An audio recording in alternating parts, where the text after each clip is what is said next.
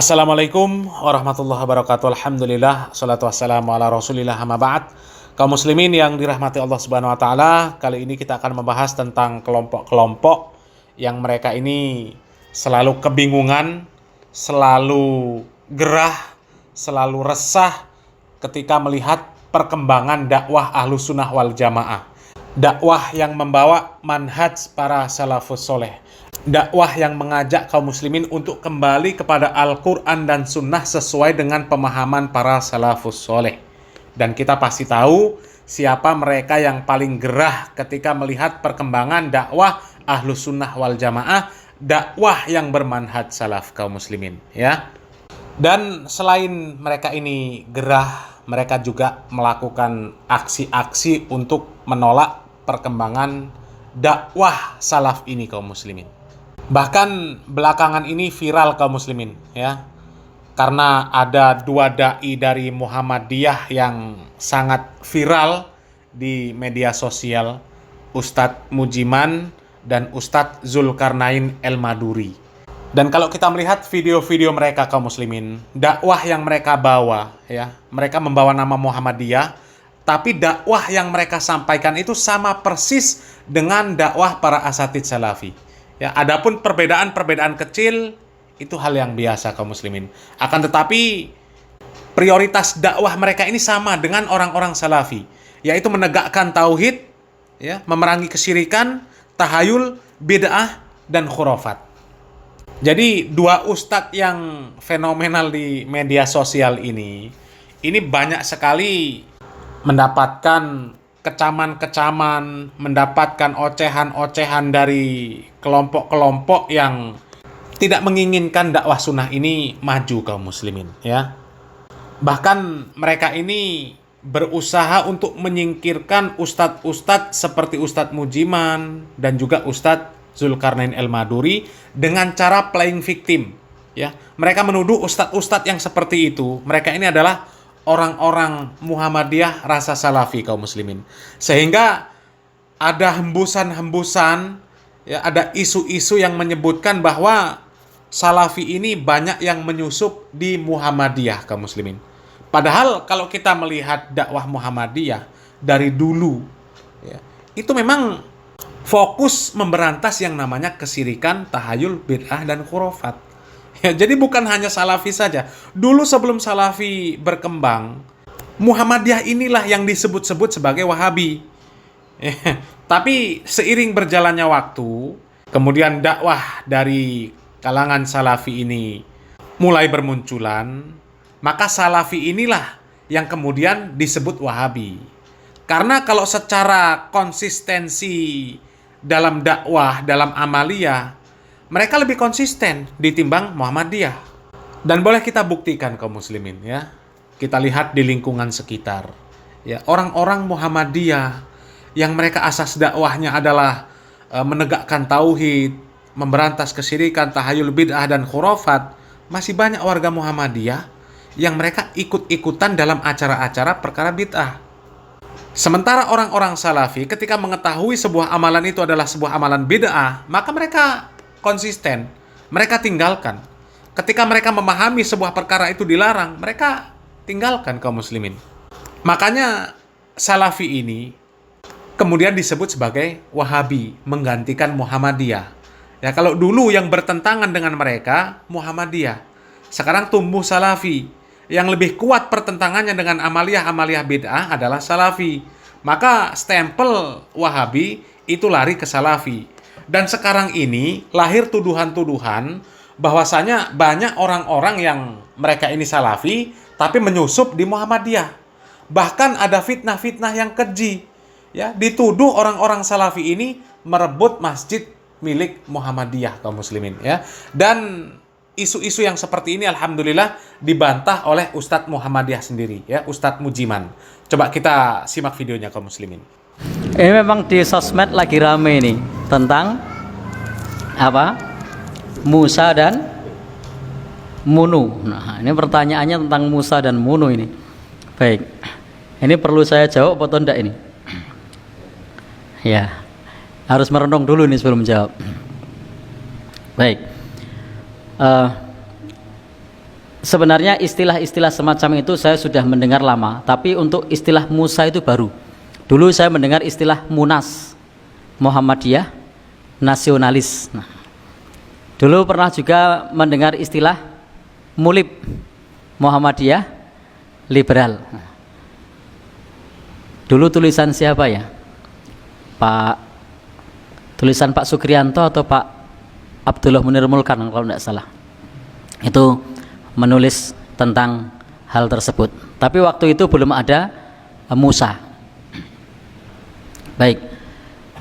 Kalau pertanyaannya seperti tadi, kalau saya menganalisa terkait dengan maraknya yang ada di sosial media tentang Musa, Muhammadiyah Salafi.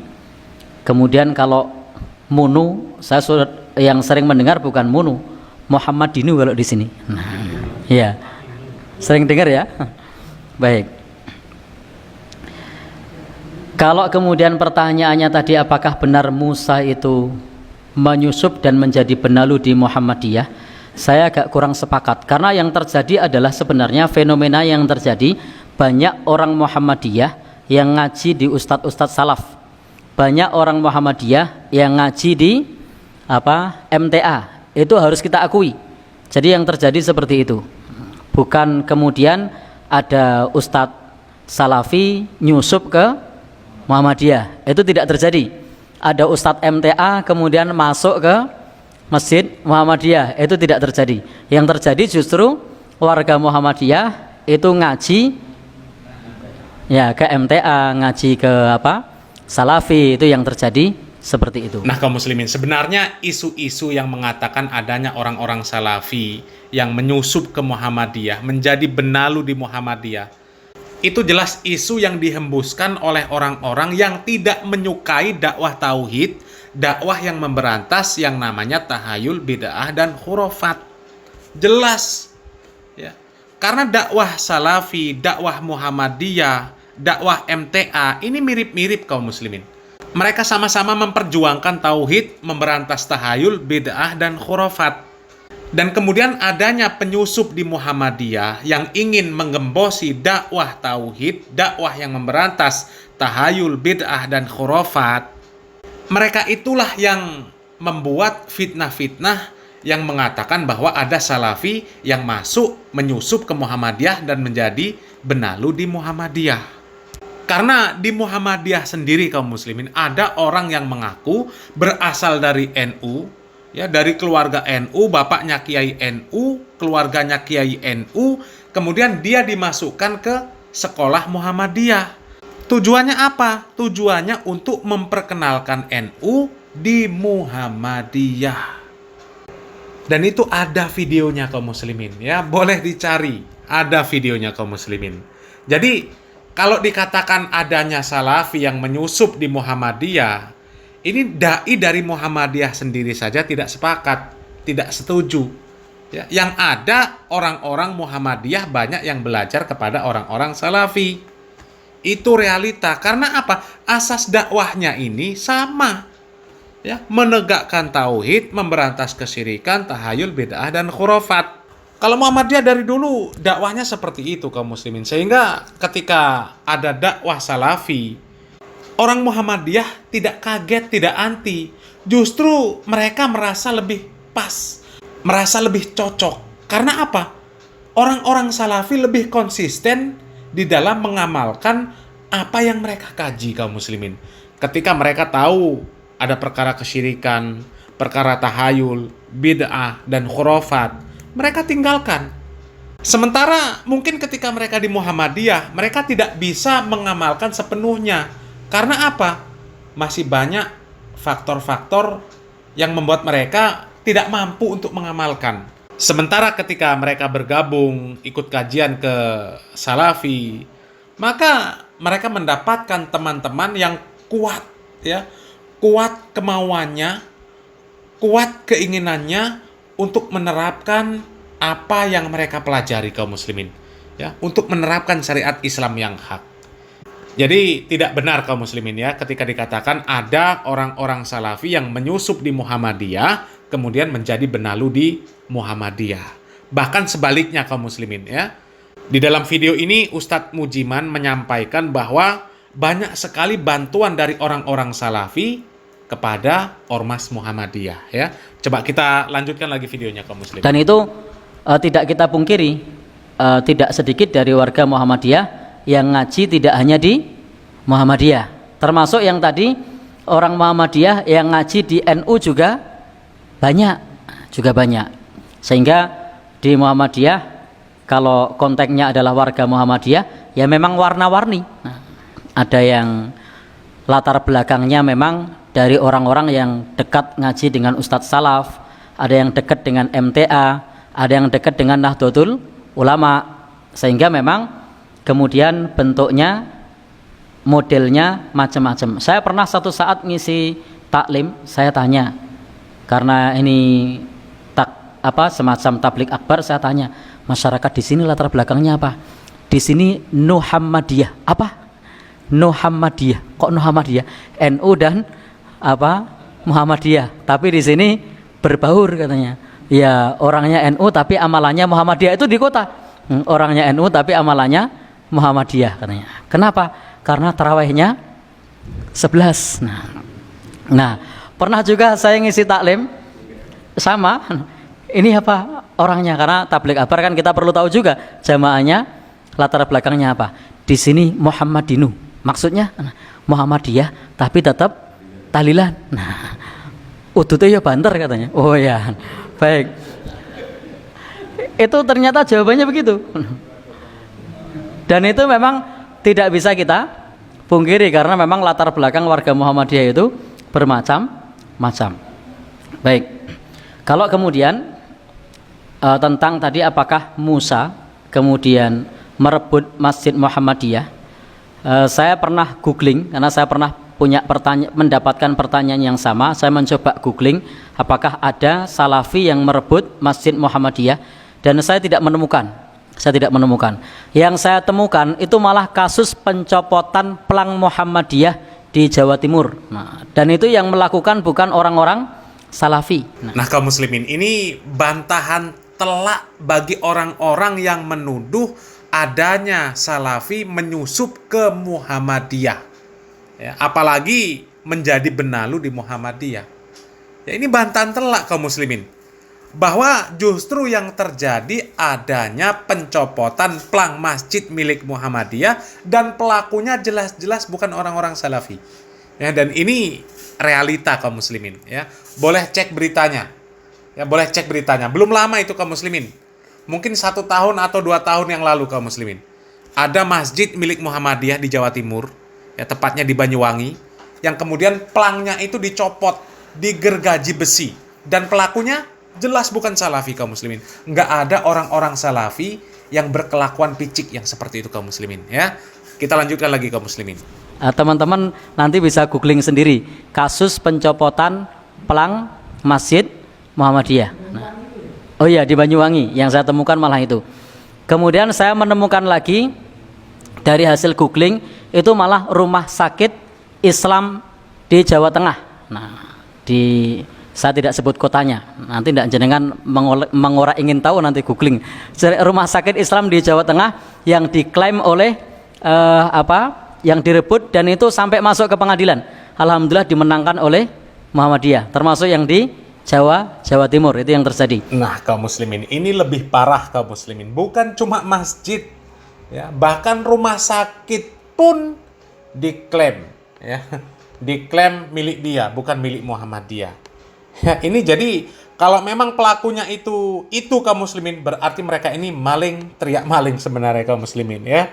Coba kita lanjut lagi kaum muslimin. Tapi kalau Salafi saya mencoba untuk googling itu tidak menemukan. Yang terjadi justru sebenarnya warga masyarakat itu ikut ngaji, kemudian dianggap sebagai merebut Masjid Muhammadiyah. Sama juga ketika di masjid tersebut warga masyarakat yang ngaji di Nahdlatul Ulama, kemudian amaliyahnya berubah, lalu kemudian pimpinan ranting, pimpinan cabang kaget, loh kok masjidnya jadi masjid ormas sebelah. Nah, karena tadi ngajinya ke tempat yang lain. Jadi yang terjadi sebenarnya bukan menyusup, bukan, tetapi karena ada warga Muhammadiyah yang ngaji ke tempat yang lain. Baik, sehingga dalam masalah ini memang ini juga introspeksi bagi kita, bahwa kita perlu menyiapkan ustadz-ustadz, guru ngaji yang paham tentang akidah di Muhammadiyah, yang paham ibadah di Muhammadiyah, yang paham tarjih. Sebenarnya ini juga kritik bagi Persyarikatan Muhammadiyah pula untuk bisa menyediakan guru-guru ngaji untuk ngopeni masjidnya.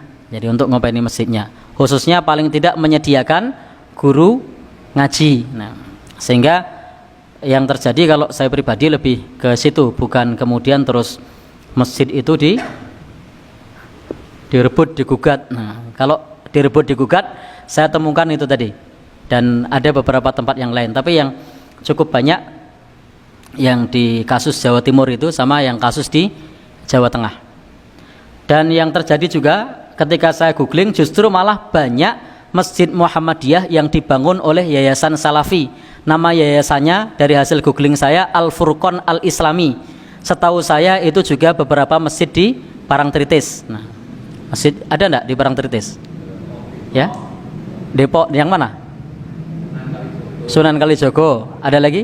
Nah, itu kaum muslimin, itu fakta diakui oleh orang Muhammadiyah sendiri kaum muslimin. Ngapain menyusup ke Muhammadiyah, jadi benalu di Muhammadiyah, merebut masjid milik Muhammadiyah? Hah? Justru lembaga atau yayasan milik orang-orang Salafi membantu membangun masjid untuk Muhammadiyah. Dan ini diakui oleh Ustadz Muhammadiyah. Ini artinya mereka ini saling bersinergi, saling mendukung dakwah Islamiyah, ya, saling mendukung dakwah yang menegakkan tauhid, memberantas tahayul, bid'ah dan khurafat. Itu namanya bersinergi. Ya. Bukan menjadi penyusup di Muhammadiyah, merebut Muhammadiyah, jadi benalu di Muhammadiyah. Justru ini saling menguntungkan. Ya, dengan Salafi ikut membantu membangun masjid Muhammadiyah, ya, digunakan untuk dakwah bersama. Itu sebuah nilai plus kaum muslimin. Ya, artinya antara Muhammadiyah dan Salafi itu bisa saling bersinergi mengemban dakwah Ahlussunnah wal Jamaah, ya. Jadi para pemfitnah bahwasanya ada kelompok Musa, ya, Muhammadiyah rasa Salafi, yang dikatakan itu adalah Salafi yang menyusup ke Muhammadiyah. Ketika mereka mendengarkan penjelasan dari Ustadz Mujiman ini, mereka langsung tercengang kaum muslimin, ya. Mereka langsung tercengang. Faktanya ada masjid Muhammadiyah yang diklaim oleh orang, oleh kelompok, ya. Bahkan rumah sakit juga diklaim, dan pelakunya jelas bukan Salafi, ya. Dan realitanya lagi justru Salafi membantu membangunkan masjid untuk Muhammadiyah. Jadi kalau realitanya seperti itu, apa nggak pusing orang-orang yang berusaha memfitnah adanya orang-orang Salafi yang menyusup di Muhammadiyah? Pusing mereka, ya. Ya. Kita lanjutkan lagi kaum muslimin. Ya. Jadi dari hasil googling saya, justru malah yayasan Salafi itu banyak membangun masjid. Nah, diantaranya masjid-masjid yang dimakmurkan oleh Muhammadiyah. Itu yang saya tahu. Termasuk di Bantul itu ada beberapa masjid itu yang dibangun oleh yayasan Salafi, tetapi yang dimakmurkan oleh ormas, bukan ormas Muhammadiyah. Itu ada. Sehingga ketika pertanyaannya seperti itu tadi, mungkin itu adalah koreksi bagi kita sekalian untuk bisa menyediakan guru ngaji, untuk bisa menyediakan guru ngaji, untuk bisa ngopeni masjid. Karena kalau perebutan kemudian masjidnya digugat, direbut jadi miliknya, itu tidak ada. Itu tidak ada. Yang ada, yang sampai ke gugatan-gugatan justru malah dilakukan oleh ormas lain yang bukan salaf. Tapi saya tidak usah nyebut, ya. Nah, nanti silakan teman-teman cari tahu sendiri. Itu yang populer. Baik, intinya kita sekalian sebagai warga Muhammadiyah hendaknya silahkan kalau mau ngaji cari guru kepada siapa saja boleh, tetapi yang terpenting adalah yang sejalan dengan akidah yang ada di Muhammadiyah, yang sejalan dengan ibadah yang ada di Muhammadiyah, yang sejalan dengan tarjih. Wallahu alam bishawab. Aduh, tambah pusing ini. Orang-orang yang memfitnah salafi ini tambah pusing kalau nonton video dari Ustadz Mujiman ini, kaum muslimin. Ya, das ya. Cukup tegas kaum muslimin ya, bahwa tidak ada orang-orang salafi yang menyusup yang kemudian mengklaim masjid-masjid milik Muhammadiyah sebagai milik mereka. Nggak ada. Justru yang ada yayasan orang-orang salafi membantu membangunkan masjid untuk ormas Muhammadiyah. Ya. Bahkan ketika Ustadz Mujiman mencari data, mencari fakta, justru menemukan adanya orang-orang yang mengklaim aset-aset milik Muhammadiyah, mereka itu justru ormas yang bukan salaf, bukan salafi. Ya Allah, ya. Dan kalau kita mau melihat penyusup sebenarnya kaum muslimin ya, penyusup di Muhammadiyah, ini kita sudah pernah bahas kaum muslimin ya. Ini terang-terangan kaum muslimin, ya. Beliau terang-terangan mengatakan bahwa beliau ini berasal dari keluarga NU, ya, bapaknya Kiai NU, keluarganya NU, pokoknya Kiai NU lah, ya. Dan beliau sengaja dimasukkan ke Muhammadiyah, ya, dan beliau baru sadar tujuannya adalah untuk memperkenalkan NU di Muhammadiyah, ya, bukan untuk membesarkan dakwah Muhammadiyah. Dan itu fakta, ya. Semoga bermanfaat. Barakallahu fikum. Wassalamualaikum warahmatullahi wabarakatuh.